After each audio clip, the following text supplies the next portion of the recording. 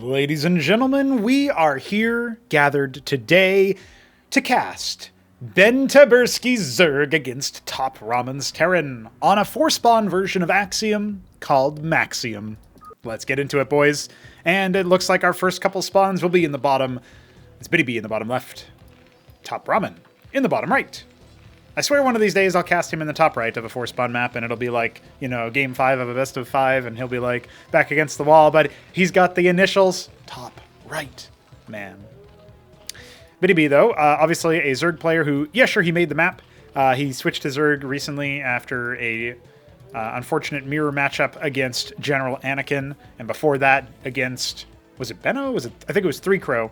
I can't remember exactly, but anyway, that was Gauntlet A for Acropolis #1. He wasn't able to get into the next gauntlet using his Zerg, and I feel like he's probably not as good of a Zerg as he is as a Protoss, and he's going up against a pretty tough opponent here. So he'll have every opportunity to change my mind, to prove that the old dog still got some new tricks in him. He is going for a pool first, so clearly the kind of aggressive move that you would expect out of Btyb. And if you're wondering what's the deal with this map, it's literally Axiom, but like the main natural and third of Axiom, but across 4 spawns. So, you know, this might be a little bit more spacious or something. I'm not 100% sure. It's looking pretty similar to me so far. And you can see both of our players scouting north to the uninhabited wastelands. We'll take a look at the middle of the map at some point. I'm sure we've got the neutral treasuries here at 12 and 6. Then, of course, we have these sorts of 4th base locations, I guess you could probably call them, although I'm not sure you would take those in a vertical spawn position. You'd instead probably look towards the other natural. And here we go. That's going the other way. Will any of them peel off to cross map, or is it gamble just that he's going to be attacking into the bottom right, where indeed TopRamen has spawned? So the Zets are going to charge in. Not a whole lot of stuff over here. The Quarry was obviously the pick of the litter, and the Maverick not going to get focused down. Another stim pack coming from that freshly made one, but those are about to expire. The workers immediately being scrambled and pulled, and Btyb soon going to take the worker advantage, question mark? Not quite sure, not quite certain. Another stim pack from another Maverick, but one of them has already fallen. The other one very, very dangerously low. TopRamen's crisis management trying to be on point as another stim comes out, and he loses 2 more Masons at the tail end of it all. But TopRamen still has the tools necessary to riposte this attack, thanks to his Quarry providing him yet another worker production queue. He can definitely peel it off, and he doesn't know how many Zeths are here. So I would definitely love to see him only leave like 1 or 2 Masons over here, mostly for like repairing the low HP Maverick or something. He's instead going to go ahead and repair the Mason over there. That is very low. And Btyb can just threaten. He's going to try to go back in, but the Mason wall is definitely going to funnel his opponent's units into a very thin margin, but now they're in the base. And now, as he falls back to the mineral line, this is where you want to be. You don't want to be engaging these Zets here, but versus the mineral line, I mean, obviously you can just sort of drill on them, right? So over here, the Maverick slips the net. You can use the rally point feature to get your unit out on the right spot. It's just like, I guess Warcraft 3 and Starcraft 2 both had that feature, if I'm not mistaken. So it's not like Starcraft 1 where they always appear at the same location. Bit different there. Pre-stim. Got to be careful about that. Doesn't want to engage that. Going to go ahead and attack the stockade some more. A random worker has appeared. Well, you know what Btyb is going to do with this. Now an anchor being constructed below the ministry. Can he snipe that worker? It's very, very low.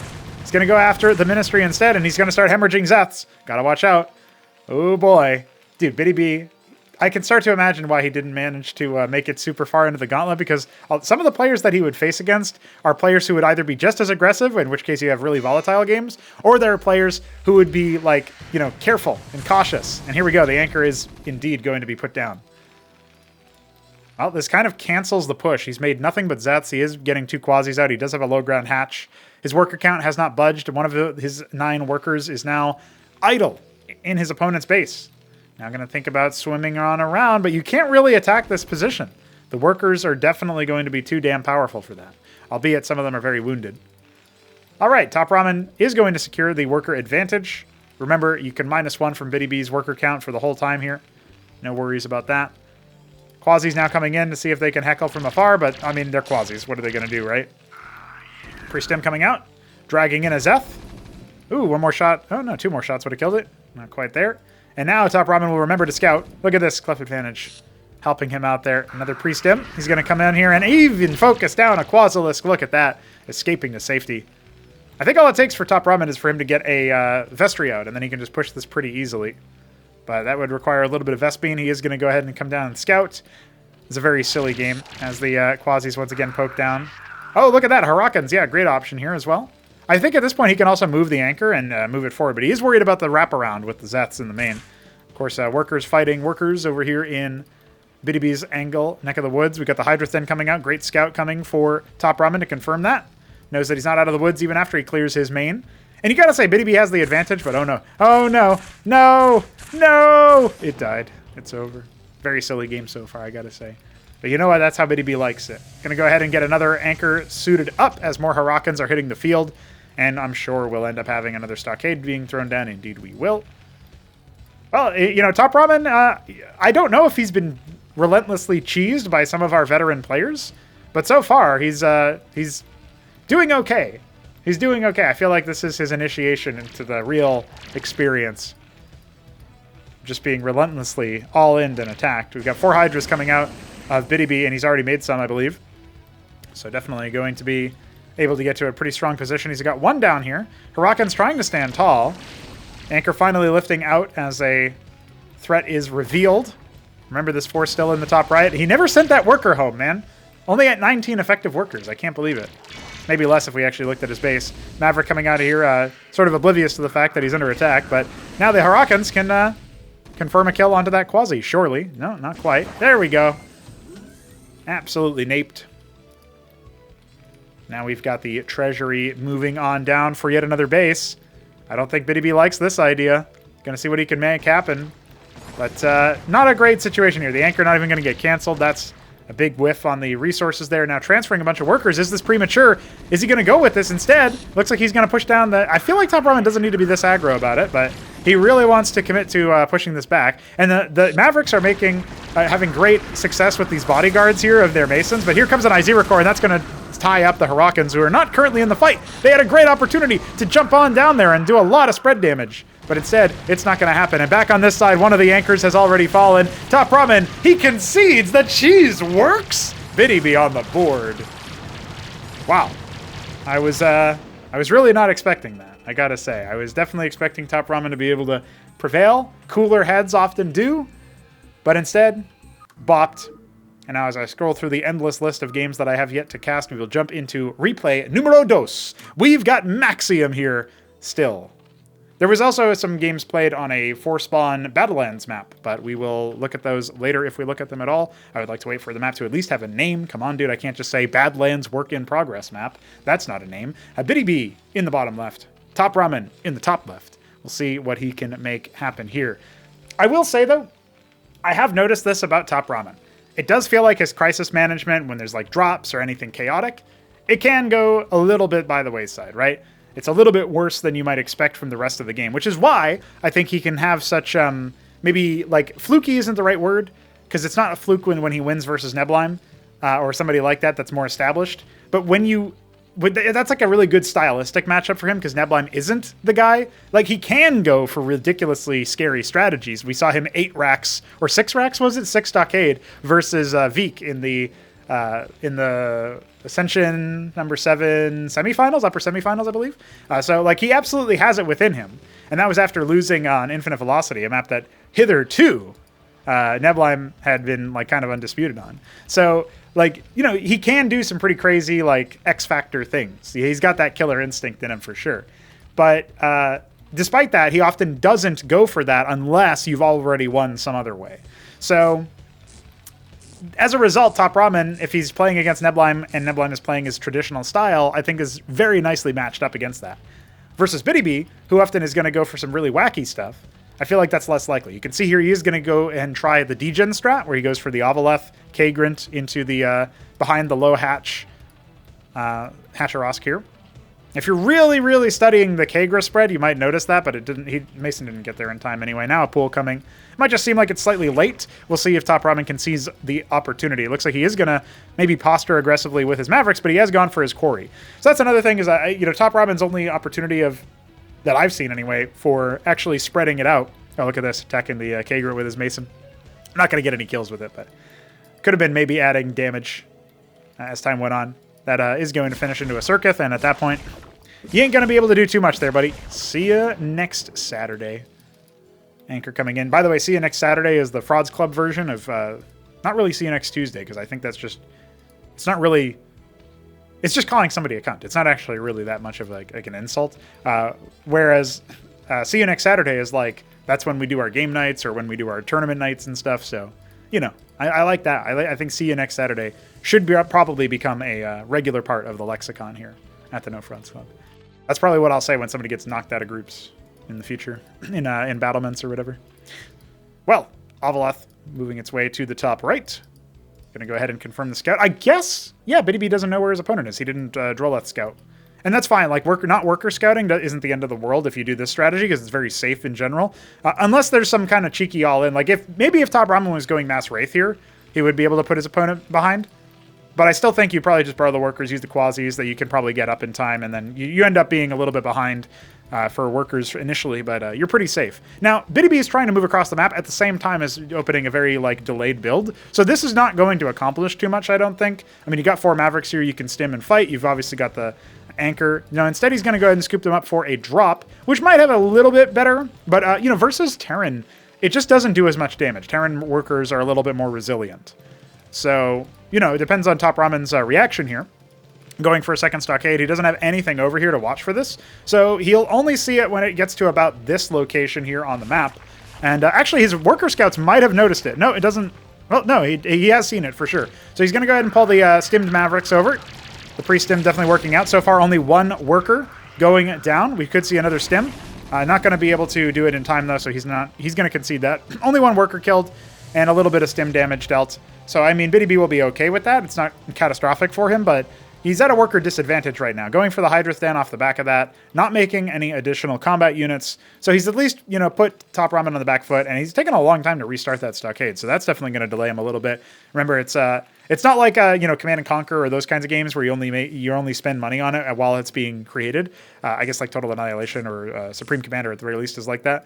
No, and it's not quite like that. Instead, you place the structure, it costs money until you cancel it, and then you get some of that money back. So that whole time, that was 150 minerals not actually being used, not even being progressed towards being used. So there you go with that. Now some quasis have hatched. We do have the Hydrith Den nearly complete. We obviously have a third hatch. Very late, I would say, for Btyb overall compared to some of the normal timings, but, you know, still figuring out the degen build, the degen opener. It's definitely put you in a very different location, we'll say. Third stockade coming. The vestry is complete. We're going to see some clerics. There's some discussion about the name cleric, like what does it mean? And I think Lundier had the right idea when he said that it's like to contrast the shaman, which is more like mystical and maybe Eastern, whereas the cleric is more Western. You can definitely think about it like that. And look at that. I made some custom tiles to fix stuff like this for Axiom, and I did make the mirrored versions of it too, so we will be able to port those over to Maxiom, which I'm happy about. Stimmed Mavericks coming on in. Of course, the cleric can patch them up. You can see the lovely nano gun, the recolor for blue. Dude, it's epic. Quasi's coming out. I don't know about you guys, but this feels like a comfy little, you know, like old style, gather around the fireplace. This is like a year 1 cast over to me. You got very strange builds, very silly engagements, and, you know, that's fine. Sometimes that's how it goes. We still have 6 quasis in that Avaloth. I'm not sure if Btyb has forgotten about it or plans to drop at the same time as he attacks or what. The Hydras are coming out, and they can out-DPS the cleric healing. We do have the Atlas coming, so TopRamen not interested in going for the tier 1 timing or anything. He has added Fulcrum now, but none before then. Now he's going to go ahead and add a Watchdog down there. But here comes the stim. Nice pre-stim there. He's going to be able to completely eat up all of the ground units that are coming on in. In fact, I think there's only like 2 quasis left, 3 quasis left, and the rest are Hydras. Now, I don't think any Hydras actually died in that engagement, but now they're all healed up again. And so even though he's coming in from the right side, looks like he's going to go ahead and stim to try to deal with this. The Watchdog not getting finished. Or is it? Indeed it is now. And look at that. Now that's going to force the trigger.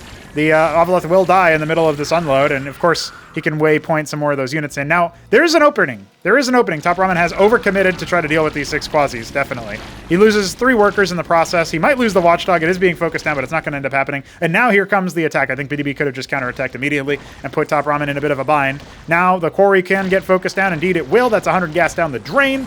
and that is going to be TopRamen in a bit of a back foot position, but he's already got his Atlas done, and as long as he keeps most of the workers alive, it's not really the end of the world. Now, if he loses the treasury, it's a little bit of a different story, but the Stim Mavericks will definitely safeguard it. The liftoff is good. Palladium nearly complete.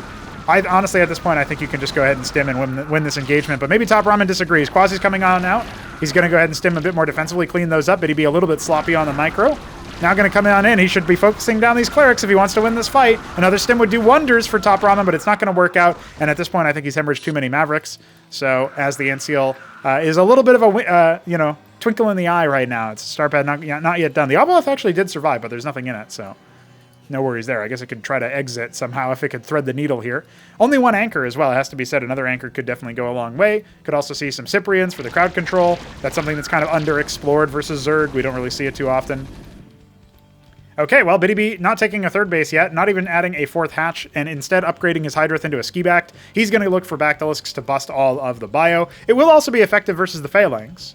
So TopRamen, I think the early aggression being the way to try to defeat him, and maybe he's a little bit less practiced about dealing with early aggression versus Zerg for that stylistic thing that I mentioned about Nebelheim as well. Another point to consider. A lot of Hydras have been made, so it's really no joke. Like, you do need multiple Phalanxes to deal with this, and I think maybe he can start to think about putting his treasury back in. Btyb maybe being a little bit careless about not very committed to stopping that. Now the Phalanx is going to get a lot of value here. He maybe smells blood in the water because of that wasted Anseal, but the Phalanx is softening up so many of the Hydras, and you just don't notice it until it's too late. Now the treasury can get sniped. TopRamen obviously failing to safeguard that, failing to repair that earlier. That's going to have disastrous implications. He doesn't have another one lying around for replacement. He is going to go ahead and go for the 2 captaincies. And only on one base, that's pretty much all you can afford pretty steadily. You can see him keeping his money pretty low, in contrast to Btyb, actually. But he's lost a lot of Hydras right now. I feel like our Zerg player is seconds away from being evicted from this location, and he's wise to get his Hydras out. TopRamen giving him a little bit of an opportunity there where he absolutely didn't necessarily need to make it happen. Now the attack move going to get him dragged back in if he's not careful, and we will see a structure be put down there. It will be another treasury. So yeah, I mean, this Obelisk still has not been evicted. Speaking of, we've got Madcaps and Clerics out, got Mavericks out as well. Nice little anti-drop Hydra there in case there's a Trojan incoming. You'll at least have a little bit of an advance warning, and that could actually be really deadly here, but there is a third base coming. Btyb going for that 3-base timing.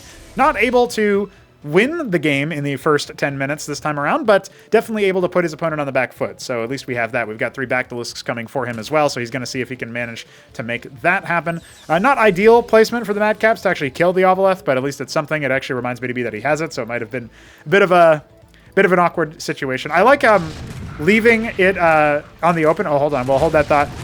Anseal protecting that Madcap for just a moment before its shields start to expire. We've got 3 Phalanxes shelling them down, a second Anseal on the way to continue to preserve that front line, that chaff of the bio, and so many Hydras end up getting smoked by those Phalanxes. Now following up again, not great splits here from Btyb. He's trying his best to see what more he can do. He does pick an Anseal, and the other one very, very low, but can't really push any further forward. Third base not even saturated right now, starting to think about workers, has some more at the natural. Yeah, honestly, the worker count here is really, really quite low for Btyb. And if you compare that to what TopRamen has, even though you're starting to harvest from multiple bases over your opponent, TopRamen is now resaturating his main. You can see he's already starting to deplete the minerals in his main, I should say. I meant to say resaturating his natural. Now he's going to think about doing this. He can cap his geysers if he wants to, getting more phalanxes. And yeah, I mean, the comment that I was about to make about the Obelisk too is that I like to, if my opponent is going to be lazy and just leave a unit somewhere, which you wouldn't expect a high-level player to do, you wouldn't expect like an experienced player to do necessarily. Hydra's getting dragged on in here, and that's a little bit awkward, but Btyb only losing 1 before reacting. Nice little reaction time there. Not as good as it could have been, but not as bad as it could have been either. If you just kill your opponent's Obelisk, in this case, without them even noticing that they had it there, suddenly they only get the notification that they're under attack, and they're like, oh, damn, I didn't even use that. So you can see occasionally Btyb does actually look at this, and he sees that his enemy is going to go ahead and saturate their natural. And Btyb has switched into worker production here, so at least sensing that he is going to go ahead and take a 4th base as well, impressing me with his play. Love to see it. And we will end up seeing that lower 9 taken. I guess you could say 8 and 10. And is this 11? Or is the main 11? I think the main is 11, this is 10, and this is upper 9, lower 9. That's what I'm going to say. That's how I'm going to do it.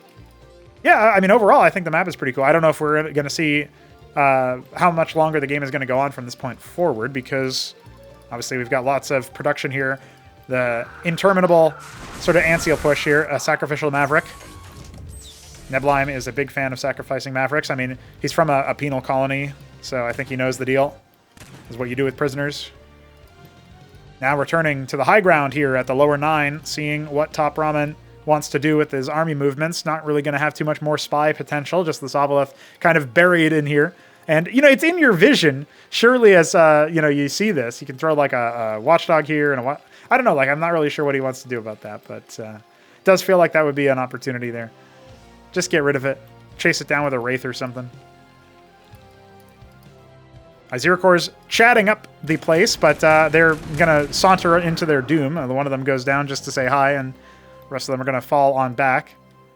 Yeah, no worker saturation at that 4th base location just yet. Oh, no, 2 more of them fall to their death. Aziracors are pretty good, but you need to keep them alive, and they need to be with everything else. Now, we have some Bactylisks, but it's only 2. I feel like Btyb is very underprepared for this push. Gotta watch out. All right, now here comes the engagement, but it's only from one location. There's no surround coming, and this is where the Terran is going to have a great time killing a lot of Btyb's forces before the Phalanxes even deploy into siege mode. As the Koreans call it, the pun mode here. Now going to go ahead and siege in his face, not be able to be healed or protected by the Ant Seal. That'll be a nice pick. But I think that's pretty much all Btyb is going to be able to accomplish in this situation. Didn't get a surround off, says damn, calls GG, and that is going to be TopRamen tying up the series. Well, we don't mind that. We don't mind a little bit of a banger. You know, the first cheese going the way of Btyb. The second early aggro stuff not exactly going his way. Well, we've got one last game to cast in this set on this particular map. So let's see what happens in game number 3. It's actually the same spawns here. TopRamen in the top left. Btyb in the bottom left. And I expect, well, Btyb will probably return to form, you know. He likes his early game stuff. He likes to just win games. He likes to just close games, I guess, in the early stages. He's not too much of a fan here, and he's not making workers. So this is a 7 pool. TopRamen, meanwhile, going for his usual approach. I haven't seen the 7 pool versus Terran, so I actually don't know how it works out. It'll be kind of interesting. I should also mention here from a scheduling standpoint, I'm kind of thinking we might try to... We actually have the ability now to cast games that are like, say, any matchup in particular, like, you know, PVT, TVZ, PVZ, whatever, ZVP, I guess you would call it if we were going to go with the same flow. We can also do mirrors, of course. I think maybe what I'll try to do, as a general rule, is do like, you know, like the last 3 casts that I did. One was a PVT, and then we had a PVZ, and now we're having a ZVT. So we're getting all of the different matchups, right, for like the non-mirrors. And I think maybe after that, I'll go back to mirrors. I'll do like a TVT and a PVP. We did have a lot of ZVZs in the last month, so maybe I'll skip the ZVZ unless there's like a really good one from, say, like we do some more Neblime versus Art of Turtle or Jack versus Taco Cake or something, and it ends up being really cool. Grunch versus Neblime could be really hype as well. I know Grunch isn't in the tournament right now, but definitely a top-level player, apparently, according to testimonials. And look at this. First scouting with the 7 pool, and he's even going to find his opponent first. This is probably as good as it could be. We got 6 pairs of Zeths hatching, and they are going to go ahead and start moving across the map. He has not put them on a control group. That's a big mistake, since it means that he's going to take a longer to move back up here. Give TopRamen a little bit more time. But does he know? He's getting a second stockade. He's idle on this production. He's prioritizing the workers. I mean, versus Zeths, it's not the end of the world. I feel like this could be really bad. I mean, a pair of Quasis made much earlier. Got another pair coming as well. So workers are going to be a lot less effective versus this than they were in the first game. TopRamen does have to take this very seriously. Gets his Maverick stimmed. Oh, no, but it gets surrounded. The other one almost did too as well. That was really scary. Going to go ahead and try to fight inside the worker line, picking... No, not able to finish the job onto that one Mason, but instead he interrupts that second stockade. That's huge. Because at some point you can just stop building workers and start building Masons, or Mavericks rather, but if you don't have that second stockade production... Look, he hasn't actually right-clicked onto him. That's a big mistake there from TopRamen. Not going to be able to get his second one done. Now figures, oh man, I got to do that. And he's got 2 Mavericks here, but there are also 2 Quasis. You can start frontlining at any point, but he drags down the Zeths. That bottom Maverick is almost certainly going to die.